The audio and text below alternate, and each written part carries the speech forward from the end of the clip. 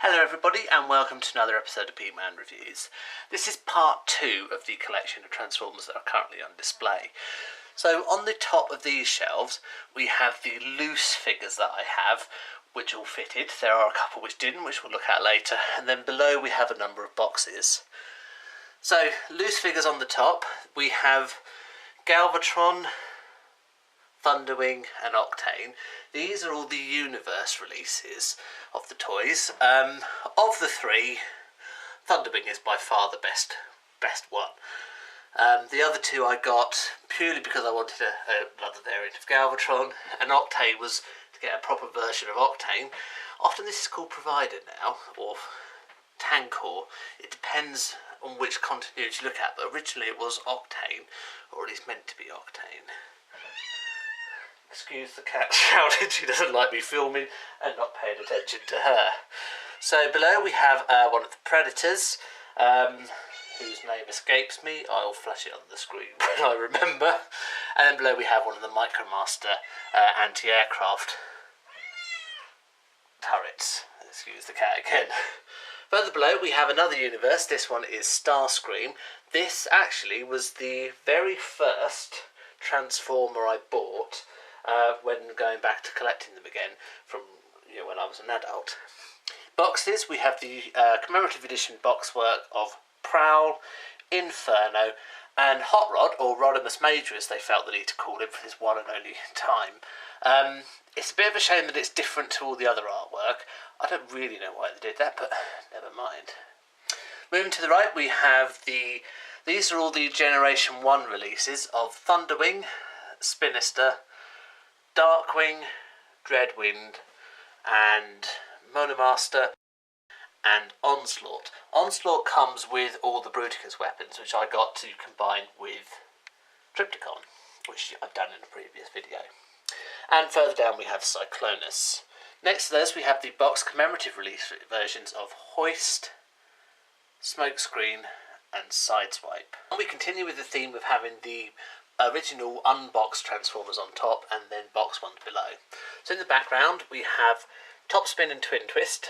We have the Micromaster Transport, or Micromaster Base in this case, the filling station, and then we have Thrust and Ramjet. There are a couple of Micromasters incomplete sets which you will see dotted around as well. These are predominantly from the Astro Force series.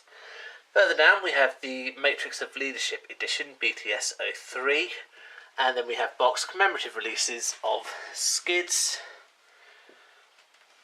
Ricochet with Nightstick, more commonly known as Stepper, and Silverstreak.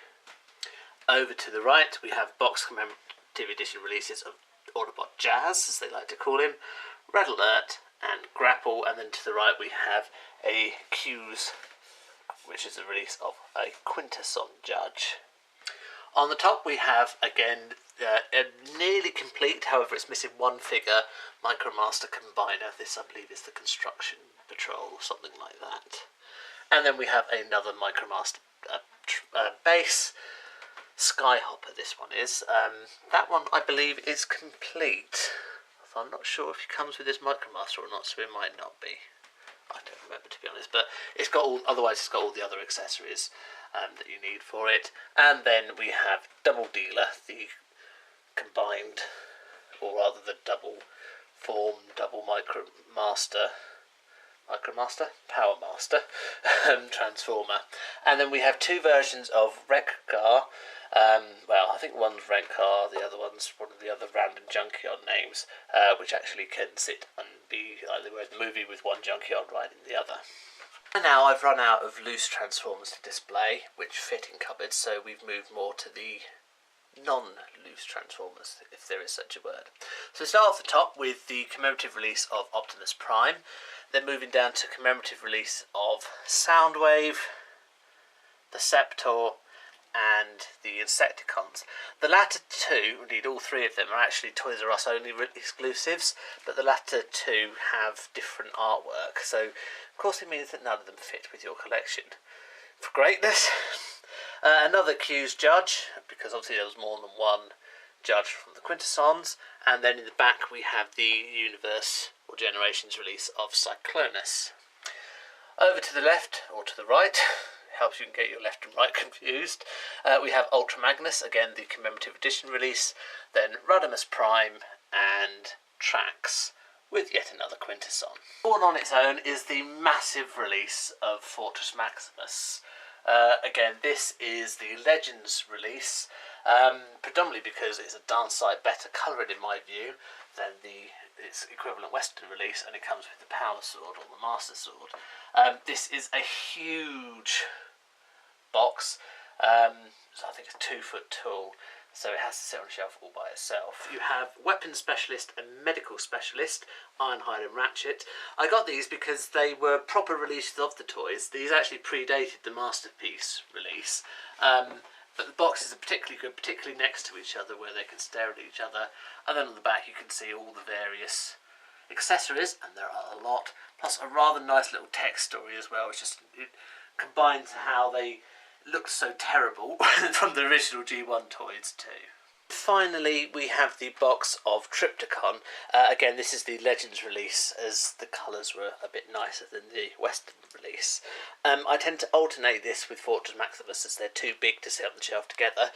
Well, at least to sit on the shelf and not look like one's going to fall off. So this normally sits on the floor until I can find a better place to put it. Again, this is a particularly nice box. Huge again. Probably a very similar, at least the box is very similar size to Fortress Maximus, so finding homes for these two can be somewhat problematic, as you can imagine. But again, it looks particularly nice box art. Thank you very much for watching. Check out the next review and I will see you there. Thank you. Goodbye.